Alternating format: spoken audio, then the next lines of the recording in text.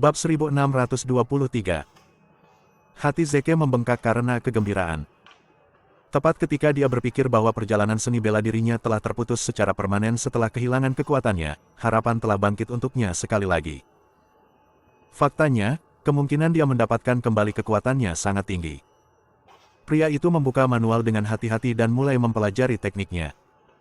Praktisi planetary pool harus mematuhi persyaratan yang sangat ketat. Pertama dan terpenting, praktisi harus merusak kekuatan hidupnya sendiri, sepenuhnya membersihkan energi di tubuhnya. Hal itu untuk mencegah terjadinya benturan energi ketika praktisi berusaha menyedot energi lawannya. Jika itu terjadi, penghancuran diri akan terjadi. Itu juga mengapa Pietro tidak cocok untuk melatih skill ini. Pietro tidak tahan untuk merusak kekuatan hidupnya sendiri karena kekuatannya telah melebihi kekuatan seorang prajurit kelas tertinggi. Bagi Zeke, tarikan planet tampak seperti teknik yang secara khusus disesuaikan dengan situasinya saat ini. Tanpa basa-basi lagi, ia terus mempelajari teknik secara detail. Meskipun teks itu ditulis dalam bahasa kuno, itu tidak menimbulkan kesulitan bagi Zeke, yang berpengalaman dalam sastra kuno. Teknik pertempuran kuno sangat mendalam, menarik, dan canggih, dan pria itu menjadi benar-benar asyik dengan apa yang dia pelajari. 5 hari kemudian, dia akhirnya selesai mempelajari manual tersebut dan benar-benar memahami mekanisme di baliknya. Tarik planet. Sungguh teknik yang luar biasa. Zeke tidak bisa menahan diri untuk tidak berseru dengan keras. Ini benar-benar cerdik. Memang, ada begitu banyak kebijaksanaan dalam ajaran kuno. Saat itu, perut Zeke mulai keroncongan, dan dia ditarik kembali ke dunia nyata oleh rasa laparnya. Meskipun dia telah menguasai tarikan planet, dia belum menyerap energi siapapun. Karena itu, dia masih tidak berbeda dari pria biasa. Makan apa saja selama 5 hari terakhir. Zeke mengalihkan pandangannya ke Old Skeleton. Dia akhirnya mengerti niat tuannya untuk menjaga kakek tua itu tetap hidup. Itu agar dia bisa menyerap energinya. Dengan pemikiran itu, Zeke berjalan menuju Old Skeleton dengan tegas. Kakek tua itu tahu apa yang akan terjadi padanya ketika dia melihat Zeke mendekat. Merasa cemas dan takut, dia menatap Zeke dengan mata merah dan bertanya, "Anak muda. Apa yang kamu lakukan? Kerangka tua, apakah kamu mengakui kejahatanmu?" Zeke bertanya. "Kejahatan apa yang telah saya lakukan?" Netherworld diam-diam menginvasi rahasia dan menggunakan sumber daya negara. Anda bahkan mencuri fortuna rahasia. Itu benar-benar tidak bisa dimaafkan. Sebagai pemimpin cabang Netherworld, kamu akan dihukum mati. Hari ini, sebagai Marsekal Agung Rahasia, saya akan memberikan penilaian Anda. Kerangka tua tertawa ketika dia mendengar kata-kata Zeke. Itu adalah tawa pahit dan sedih. "Anak muda, jangan membuat dirimu terdengar begitu mulia. Anda bisa mengatakannya jika Anda ingin menyedot energi saya. Namun, aku tidak akan membiarkanmu melakukan apa yang kamu inginkan bahkan jika itu mengorbankan nyawaku." Tepat setelah kakek tua itu mengatakan itu, dia mengangkat telapak tangannya untuk memukul kepalanya, berniat untuk bunuh diri. Jika dia mati, Zeke tidak akan bisa lagi menyerap energinya. Namun, Zeke tidak akan pernah membiarkan itu terjadi. Tarik planet. Zeke berteriak sebelum mengulurkan telapak tangan kanannya di depannya. Seketika, gaya tarik yang kuat dilepaskan dari telapak tangannya. Hisap tidak berpengaruh pada benda, karena hanya berfungsi untuk menyerap energi. Energi Old Skeleton langsung tersedot keluar dari tubuhnya. Kakek tua itu mengeluarkan ratapan yang menyakitkan. Rasa sakit yang dia rasakan karena kehilangan energinya tidak kurang dari kehilangan darah. Bahkan seorang prajurit kelas raja tidak akan mampu menahan rasa sakit fisik yang begitu besar. Saat energinya meninggalkan tubuhnya, Old Skeleton bisa merasakan lututnya goyah. Dia sangat lelah sehingga dia tidak lagi memiliki kekuatan untuk bunuh diri. Zeke juga mengulurkan telapak tangan kirinya, meningkatkan daya isap pada saat yang bersamaan.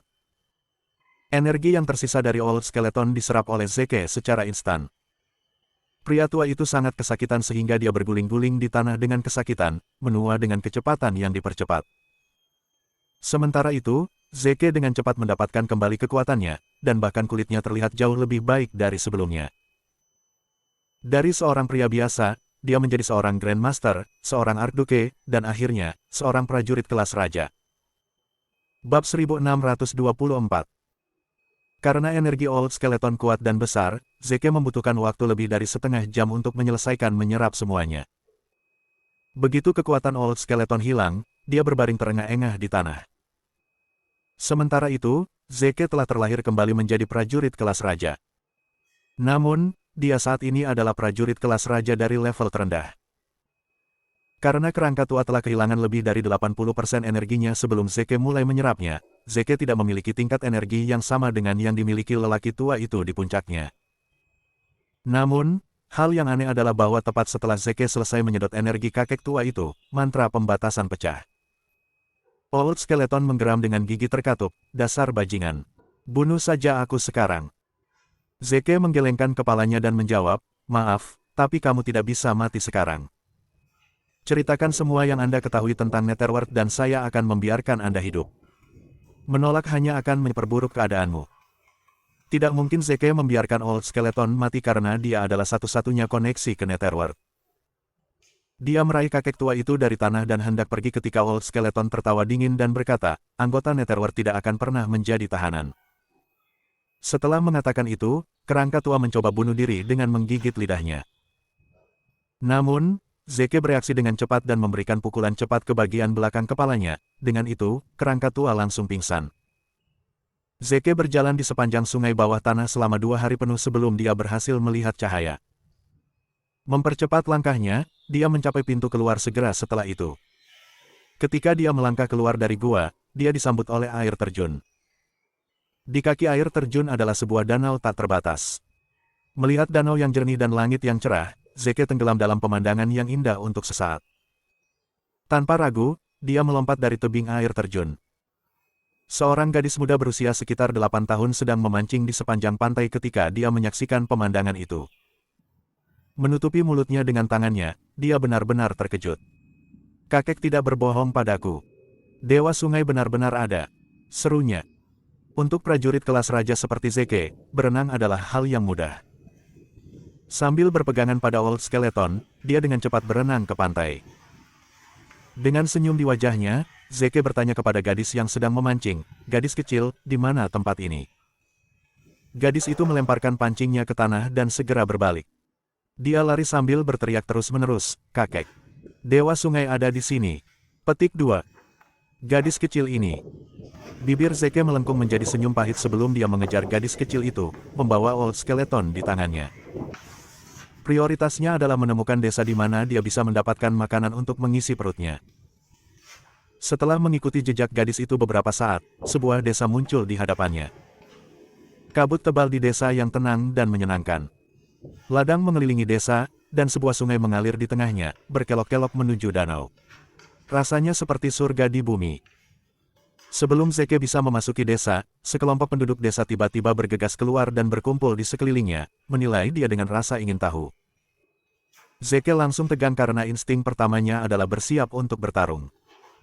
Namun, setelah menyadari bahwa orang-orang itu tidak bermaksud menyakitinya, pria itu perlahan-lahan menjadi rileks. Bolehkah saya tahu di mana tempat ini? Tanya Zeke. Alfred, kepala desa, melangkah dan menjawab dengan hati-hati, ini desa perburuan. Dia kemudian menambahkan, apakah Anda keberatan jika saya bertanya apakah Anda berasal dari air terjun? Itu benar, jawab Zeke, menganggukkan kepalanya. Setelah mendengar itu, penduduk desa langsung menjadi bersemangat dan langsung berlutut. Salam, Tuan Williams. Mereka menyapa serempak. Tuan Williams. Zeke tercengang. Saya tidak ingat pernah bertemu mereka sebelumnya. Bagaimana mereka tahu namaku? Apakah kalian salah orang? Kurasa aku tidak mengenalmu, Zeke bertanya pada Alfred, merasa bingung. Tidak salah, jawab kepala desa. Kami memiliki potret Anda. Oh, Jeani, bawa potret Tuan Williams ke sini sekarang. Gadis yang telah memancing di sepanjang pantai sebelumnya berlari kembali ke desa sekaligus. Potret. Bagaimana mereka mendapatkan potret saya? Sementara itu, kerangka tua telah sadar kembali. Setelah memindai sekelilingnya dengan linglung, tatapannya mendarat pada Alfred. Seketika, dia menjadi gelisah. Bab 1625. Persetan. Pak Tua, kamu masih hidup. Anda memusnahkan Netherworld. Aku akan membunuhmu hari ini. Lepaskan aku. Biarkan aku melawannya. Karena Old Skeleton dinonaktifkan, mustahil baginya untuk melepaskan diri dari cengkeraman Zeke. Dia mencoba meraih Alfred, tapi itu sia-sia. Alfred meliriknya dan menghela nafas. Kerangka tua, setelah dikurung begitu lama, kamu masih tidak menyesal. Jadi itu, hari ini, keadilan akan menang. Zeke tercengang dengan apa yang dia dengar. Dia tidak berharap kedua pria itu saling mengenal. Selanjutnya, Alfred menyadari fakta bahwa kerangka tua telah dipenjara di sungai bawah tanah. Menilai dari apa yang dikatakan Old Skeleton, Netherworld pasti telah dihancurkan oleh Alfred, kalau begitu. Tapi, saya pikir Netherworld dimusnahkan oleh Master Pietro. Kecuali Alfred juga bawahan Master Pietro. Kerangka tua masih berjuang untuk membebaskan diri sehingga dia bisa menyerang Alfred. Zeke memberikan pukulan cepat ke bagian belakang kepalanya, dan dia pingsan sekali lagi. Zeke bertanya dengan tidak sabar, Alfred, apakah Anda bawahan Master Pietro? Alfred mengangguk. Tepat sekali. Tuan Putih adalah bosku. Kembali ketika saya bersamanya, saya menghapus Netherworld dan mengunci Old Skeleton di sungai bawah tanah. Zeke sangat senang mendengarnya. Alfred, tolong beritahu saya di mana Tuan Pietro sekarang. Ini adalah perintah. Anda harus menjawab saya dengan jujur. Petik 2. Alfred menghela nafas. Pak William, maafkan aku. Saat itu, dia meninggalkan kami di sini dan pergi. Dia tidak memberitahu kami kemana dia pergi. Kekecewaan melintas di wajah Zeke saat itu. Kenapa dia meninggalkan kalian semua di sini? Alfred menjelaskan, Tuan. White telah meramalkan bahwa Anda akan menghadapi masalah besar suatu hari nanti, dan Anda akan keluar dari air terjun. Dia ingin kami menunggumu di sini. Zeke penasaran dan bertanya, apakah Master Pietro tahu seni meramal? Sambil tersenyum, Alfred menjawab, dia ahli dalam astronomi, horoskop, dan membaca garis tangan. Tidak mengherankan bahwa dia dapat meramalkan Anda dalam masalah karena dia mampu membuat prediksi selama 300 tahun sebelum dan sesudah saat ini. Zeke tenggelam dalam pikirannya. Kakek, potret Dewa Sungai ada di sini, kata Gianni sambil berlari ke arah Alfred. Alfred segera membukanya. Benar saja, potret Zeke ada di sana. Zeke kewalahan pada saat itu. Master Pietro pandai dalam segala hal. Dia tidak hanya kuat tetapi juga terampil dalam ramalan. Bahkan lukisannya sangat bagus. Dia bertanya, Alfred, mengapa tuanku meminta kalian semua untuk menungguku di sini? Apa alasannya? Ikutlah dengan saya, Tuan Williams. Baik. Zeke mengikuti Alfred ke desa. Saat itulah dia menyadari bahwa itu bukan desa kecil. Sebaliknya, setidaknya ada 3 hingga 400 keluarga dan ribuan penduduk desa yang tinggal di sana. Namun, hanya 3 hingga 400 orang yang datang untuk menyambutnya. Mereka semua adalah orang tua, wanita, dan anak-anak. Tidak ada seorang pria pun yang terlihat. Di mana 600 orang itu? Zeke bingung. Gadis kecil, Gianni, menilai Zeke dengan rasa ingin tahu. Tiba-tiba, matanya menyala, dan dia berseru, Tuan Williams, apakah Anda benar-benar Dewa Sungai? Selama bertahun-tahun, saya telah mengirimi Anda bintang-bintang kecil. Apakah Anda menerimanya? Zeke tersenyum ramah. Ya, saya menerima semuanya. Itu bagus kalau begitu. Gianni tersenyum sangat manis seolah-olah dia telah melakukan sesuatu yang terhormat. Zeke bertanya kepada Alfred dengan suara lembut, Alfred, mengapa gadis kecil itu memanggilku sebagai Dewa Sungai? Alfred menjelaskan dengan sabar, anak-anak tidak mengerti ketika kami menyebut Anda sebagai Tuan Williams, jadi saya berbohong kepada mereka dan mengatakan Anda adalah Dewa Sungai.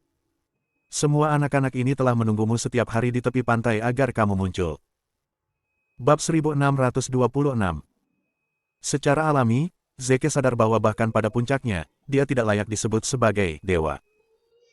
Di seluruh dunia, hanya Master Pietro yang cocok untuk gelar itu. Saat itu, Zeke bisa mendengar teriakan marah datang dari depan dan langkah kaki yang berat juga. Itu adalah suara yang keras, jelas dan langkah kaki yang solid. Zeke tidak bisa membantu tetapi mempercepat langkahnya. Begitu dia keluar dari desa, arena seni bela diri yang megah muncul di depannya. Berdiri di arena 600 pemuda berotot melakukan seni bela diri.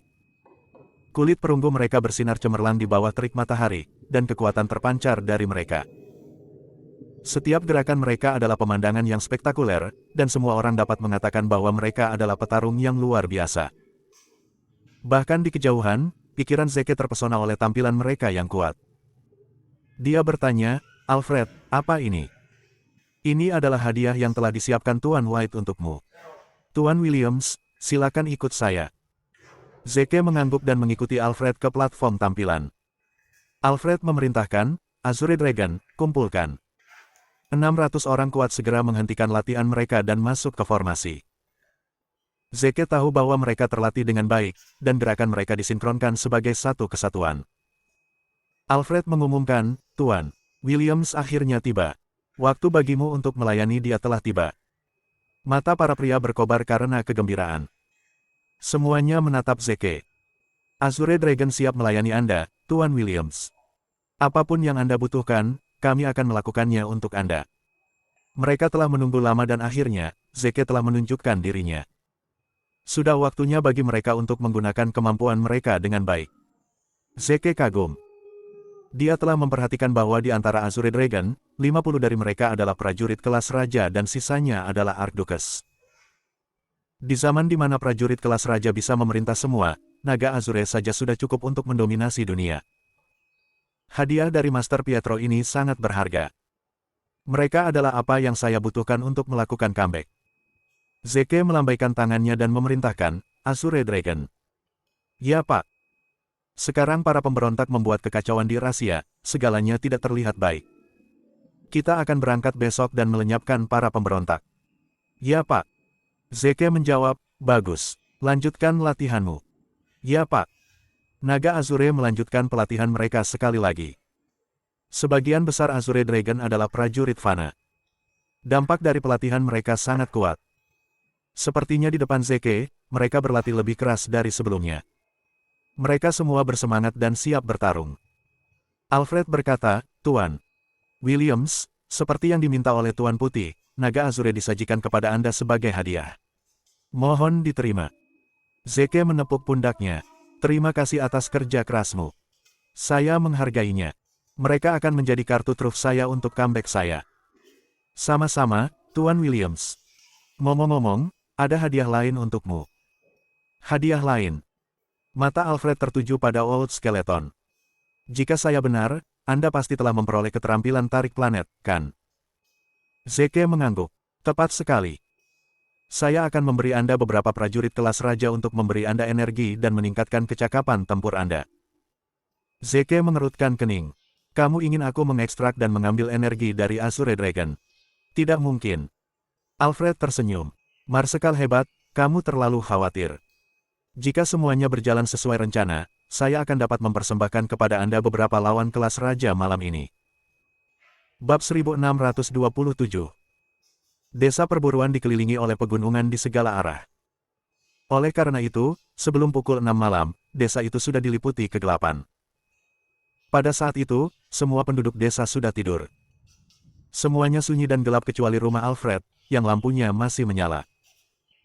Baik Alfred dan Zeke sedang minum sementara cucu Alfred, Jeannie, duduk di sebelah mereka dan memandang Zeke dengan kagum. Dalam hatinya, dia bersumpah. "Ketika saya dewasa, saya ingin berlatih seni bela diri dan bekerja untuk Dewa Sungai." Beberapa saat kemudian, Zeke melihat waktu dan berkata, "Sudah waktunya untuk memulai." Alfred setuju, "Ya, mari kita mulai." Kedua pria itu berjalan ke halaman. Jeannie ingin mengikuti mereka, tetapi Alfred menyuruhnya pergi, jadi dia harus kembali ke rumah dan pergi tidur. Di halaman, kerangka tua diikat dan masih tidak sadarkan diri. Alfred memberinya tendangan, dan dia bangun hampir seketika. Saat matanya terbuka, dia mulai berteriak, "Kamu Sun Walker tercela. Jika Anda berani, lepaskan saya dan lawan saya 1 lawan 1. Hanya karena Anda memiliki seluruh desa di sini di pihak Anda, itu tidak berarti apa-apa jika Anda tidak punya nyali untuk melawan saya dengan adil. Anda sebaiknya tidak membiarkan Netherworld tahu bahwa saya telah ditangkap oleh Anda. Jika tidak, pasukan besar akan mengejarmu." Kata-katanya membuat Alfred kesal, dan yang terakhir mengirim tendangan lain ke Old Skeleton. "Anda bajingan. Jika Anda mengucapkan sepatah kata lagi, saya akan mengeksekusi Anda sekarang." Zeke menghentikan Alfred. "Lupakan. Biarkan dia melakukan apapun yang dia mau. Mereka masih membutuhkan kerangka tua untuk memikat para pejuang dari Netherworld. Jika dia tidak membuat keributan, tidak mungkin musuh mereka akan datang. Alfred meraih Old Skeleton, melompat ke pohon yang sangat tinggi, dan mengikatnya ke puncak pohon. Kutukan kerangka tua yang tak henti-hentinya bahkan telah menyebabkan semua anjing di desa menggonggong dengan liar. Semua suara menyebar jauh dan luas. Zeke dan Alfred mengintai di atap. Angin dingin melolong dan menusuk sampai ke tulang.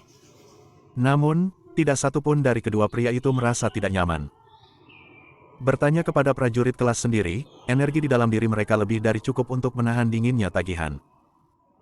Di sisi lain, kerangka tua menderita. Sekarang dia telah menjadi cacat, tubuhnya dalam kondisi yang buruk. Terkena angin dingin, dia menggigil dan mengutuk tanpa henti. Sekitar 1 jam kemudian, Alfred tiba-tiba berkata dengan suara pelan, "Tuan Williams, ada pergerakan di sisi barat." Zeke melihat ke arah itu, tapi itu sangat sunyi. Tidak ada yang tampak salah. Namun, setelah diamati dengan cermat, dia bisa mendeteksi sosok hantu yang bergerak cepat dalam kegelapan. Sosok itu menuju ke arah mereka. Zeke tersenyum. Jadi, orang ini dari Netherworld. Hah. Menyelinap seperti itu, mereka tidak berbeda dengan tikus jalanan. Sosok gelap itu sangat berhati-hati. Setelah setiap 10 langkah, mereka akan berhenti dan memeriksa sekeliling sebelum maju ke depan. Pada saat itu juga, Zeke melihat dari sudut matanya bahwa ada sosok gelap lain yang berkeliaran di sekitar pohon tempat tengkorak tua diikat. Zeke tidak mengeluarkan suara apapun. Dia hanya terus mengamati sosok itu. Sosok gelap memanjat pohon diam-diam seperti hantu.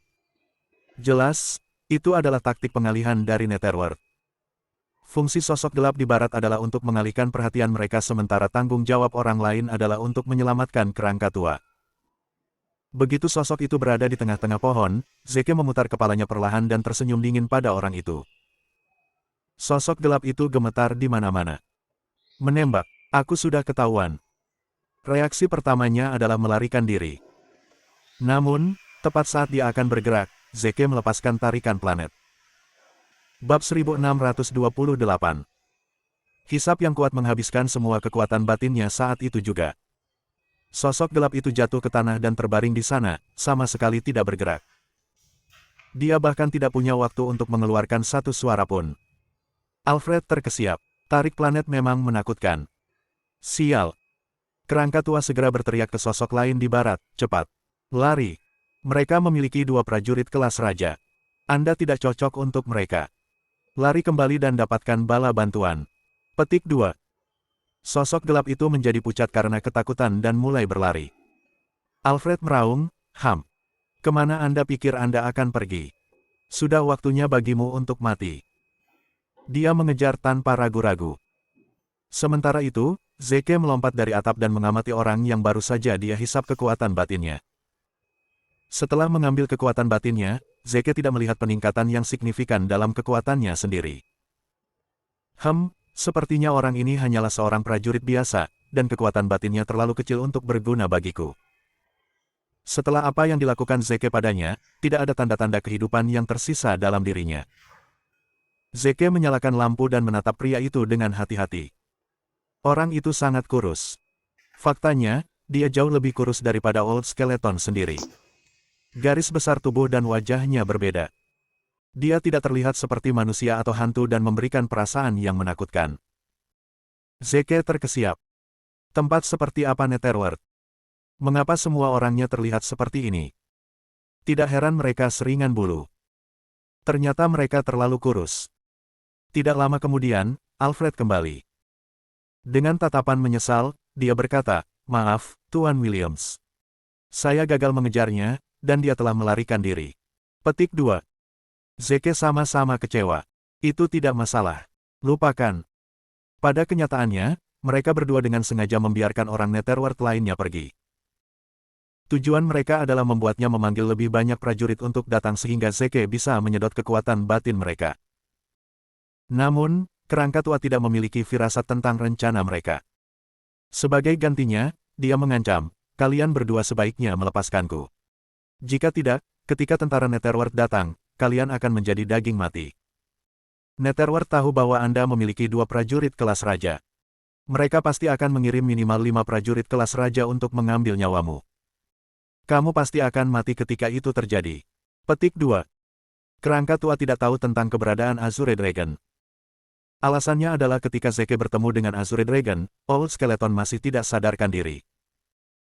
Jika dia tahu ada 50 prajurit kelas raja dan ratusan adipati agung, dia tidak akan pernah meminta tentara Belanda untuk datang dan menyelamatkannya. Zeke berkata dengan tenang, Netherworld adalah musuh publik rahasia. Jika musuh menyerang kita, mengapa kita harus menyerah tanpa perlawanan?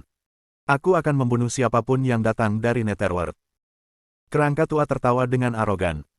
Karena kamu ingin mati, aku akan mengabulkan keinginanmu.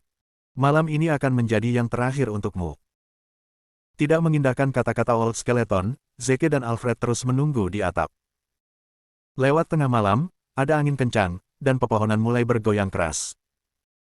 Kuil di desa itu roboh karena angin kencang. Di tengah angin, ratapan dan tangisan terdengar mendekati mereka. Suara-suara itu membuat tulang punggung semua orang merinding. Rasanya seperti ketenangan sebelum badai. Kerangka tua menjadi bersemangat. Tentara Netherworldku ada di sini. Dan dilihat dari penampilannya, setidaknya ada 6 prajurit kelas raja. Apakah Anda siap untuk memenuhi akhir Anda? Haha. Hari ini, aku akan memakan dagingmu dan meminum darahmu. Dia terdengar sangat arogan. Di tengah angin yang menderu, suara seorang pria terdengar berkata, "Kerangka tua, akhirnya kami menemukanmu." Kerangka tua menjadi sangat bersemangat. Haha. Akhirnya, kalian semua ada di sini. Cepat. Bunuh keduanya. Namun, pada saat berikutnya, dia melotot ke arah Alfred dan berkata, "Tidak, tunggu. Bunuh yang itu dulu. Ingin membunuh yang lain dengan tanganku sendiri."